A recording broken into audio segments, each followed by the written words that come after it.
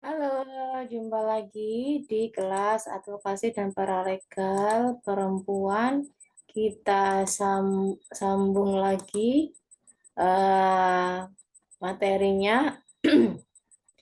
Mengapa terjadi kekerasan terhadap perempuan?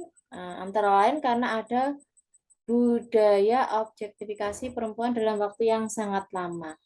Jadi dari tahun ke tahun, bahkan berabad-abad mungkin ya, perempuan itu dianggap objek, bahkan dulu bisa diwariskan, bisa dijual, dan lain-lain. Kemudian ada dinamika penafsiran Islam sepeninggal Rasulullah. Objektifikasi perempuan adalah penurunan terhadap harkat tubuh perempuan dengan menjadikannya sebagai objek semata. Nah, bahkan kalau kita dengar obrolan yang menyudutkan perempuan, maksudnya perempuan dianggap barang, dianggap piala bergilir dan lain-lain. Nah, perempuan pra Islam itu dari Prof. Dr. Nasruddin Umar, dulu bayi perempuan dikubur hidup, tidak boleh mewarisi, tidak boleh menjadi saksi, tidak diakikah, maharnya diterima wali, tidak mempunyai hak talak, ya, dipoligami tanpa batas, tidak boleh keluar rumah, kemudian tidak boleh menjadi pemimpin, diserahkan sebagai harta, tidak semua bisa berjilbab, tidak boleh beribadah tanpa izin suami, mendiami hanya ruang domestik, kemudian ada tabu menstrual, laki-laki sebagai sexual drives. Nah, perempuan pada zaman Yunani kuno dianggap sebagai objek nafsu laki-laki ya, dihalangi untuk merupakan ilmu pengetahuan dan segala bentuk aktivitas sosial. Laki-laki dibolehkan menikahi atau memiliki perempuan tanpa batas jumlah menurut undang-undang Yunani kuno. Perempuan dalam budaya Romawi bahkan dipoligami tanpa batas dan perkawinannya disepelekan.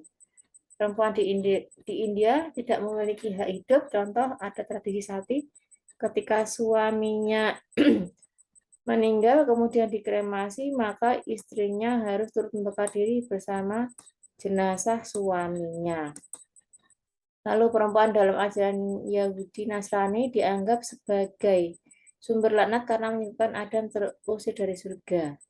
Menurut pendapat Yunani, kemudian menurut pendapat Nasrani, perempuan dianggap sebagai senjata iblis untuk menyesatkan manusia. Setelah Islam datang, perempuan mendapatkan nilai ya. Kemudian Islam menjadi rahmat bagi seluruh alam, termasuk laki-laki dan perempuan.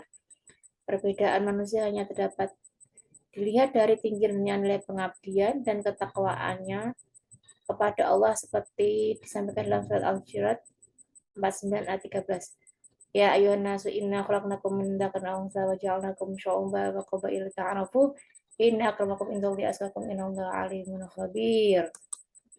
Kemudian dalam surat At-Taubah 9 ayat 71 wa minatu ba'dhum awla ba'd ya'muruna bil ma'ruf wa yanhauna 'anil munkar. Laki dan perempuan yang beriman mereka adalah saling menjadi aulia, penjaga, penolong, pelindung satu sama lain, bau membau, memerintahkan kebaikan dan melarang keburukan. Perempuan bukan lagi menjadi objek, melainkan subjek penuh di dalam kehidupan. Dr. Norofiah bil Uzam. Perempuan adalah manusia di Al-Jurad 49:13. Ya ayuhan nasu inna khalaqnakum min dzakarin wa untha wa ja'alnakum syu'uban wa qabaila ta'arafu inna akramakum indallahi atqakum innallaha alimun khabir. Ya manusia, sesungguhnya kami menciptakan kamu dari seorang laki-laki dan seorang perempuan dan menjadikan kamu bersama bangsa-bangsa dan bersuku-suku supaya kamu saling kenal mengenal. Sesungguhnya orang yang paling mulia di antara kamu di sisi Allah ialah yang paling bertakwa di antara kamu. Sesungguhnya Allah Maha Mengetahui lagi Maha Mengenal. Dalam surat Al-An'am 6:94, perempuan punya ruh kekal. Walaqad ji'tumuna furada kama khalaqnakum awwala marrah wa taraktum ma khalaqnakum wara'a dzurikum wa ma nara ma'akum syufa'akum alladziina za'amtum annahum fiikum syuraka'u laqad taqatta'a bainakum wa ankum ma kuntum tas'umun. Dan sesungguhnya kamu datang kepada kami sendiri-sendiri sebagaimana kamu ciptakan pada mulanya, dan kamu tinggalkan di belakangmu di dunia apa yang telah kami karuniakan kepadamu.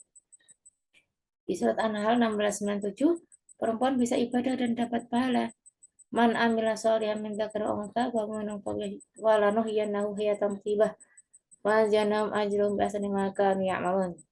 Barang siapa yang mengerjakan amal soleh, baik laki-laki maupun perempuan, dalam keadaan beriman, maka sungguhnya kami berikan kepadanya kehidupan yang baik dan sungguhnya akan kami beri balasan kepada mereka dengan apa yang lebih baik dari apa yang telah mereka kerjakan.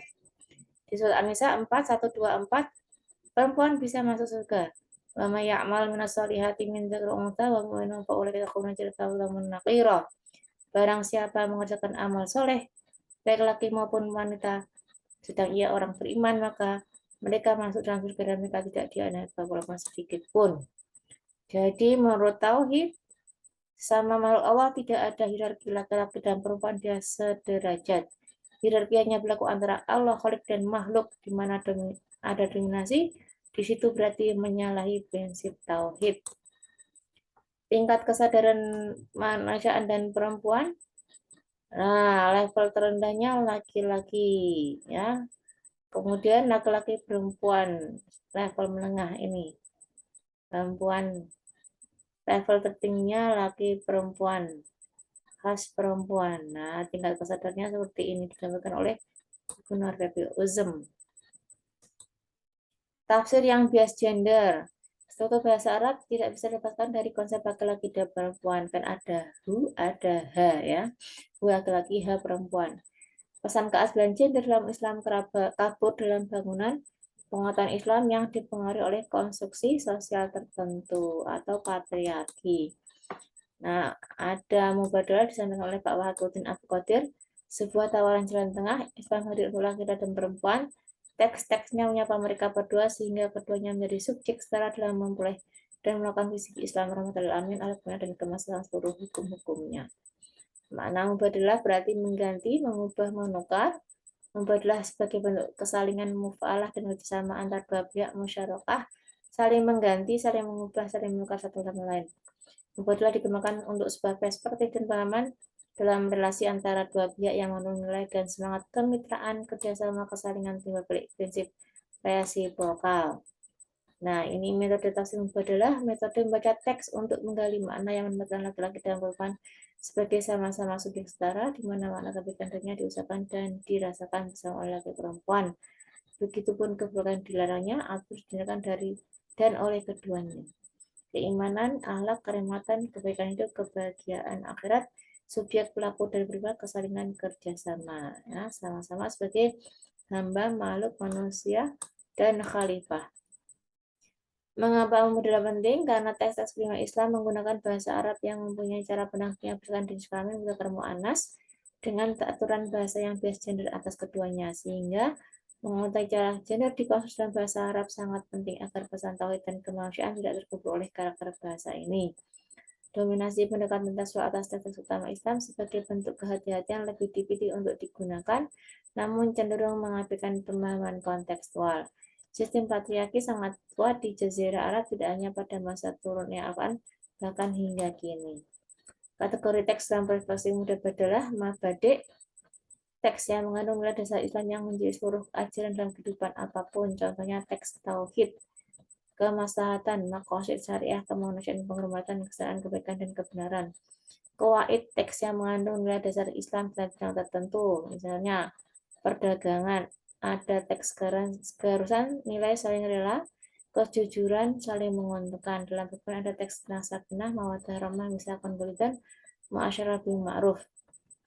Juz'i, teks tentang perilaku tertentu yang bersifat spesifik, contoh teks tentang memberi nafkah keluarga, pemenuhan hubungan seksual suami dan istri. Apabila seorang laki-laki mengajak istrinya ke ranjang, lalu istri menolak hingga suami malah semalaman, maka malaikat akan melaknat sang istri sampai subuh. Hadis Sahih Bukhari. Kita hilangkan objeknya dulu. Yang ditemukan adalah mengajak, meminta, menolak, marah, laknat, ya, dijauhkan dari kasih sayang. Al-bu'du ani rahmah. Maka makna mubadalahnya sepasang suami istri harus saling mendukung, saling memenuhi kebutuhan, salah satunya seks, jadi tidak selalu arahnya kepada seks. Ada relasi yang sehat, saling memenuhi, kalau tidak bisa, sampaikan dengan cara yang baik. Nah, kemudian hadis berikutnya. Datang seorang badui kepada Nabi, wahai Rasul, siapakah orang paling baik? Nabi berjawab, seorang laki yang berjuang di Allah dengan jiwa harta memilih meninggalkan perbuatan buruk pada manusia dengan beribadah kepada Tuhannya. Kita hilangkan subjeknya, ditemukan adalah berjuang di jalan Allah dengan jiwa harta, meninggalkan berbuat buruk pada manusia, beribadah kepada Tuhan. Jadi makna membadalnya siapapun, baik laki atau perempuan, kalau makan halal di atas berarti menjadi orang yang paling baik.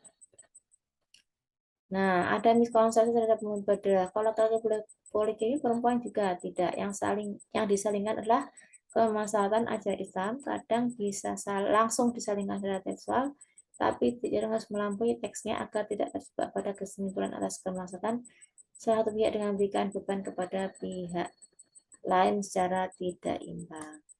Itu materi ketiga, kita nanti sambung ke materi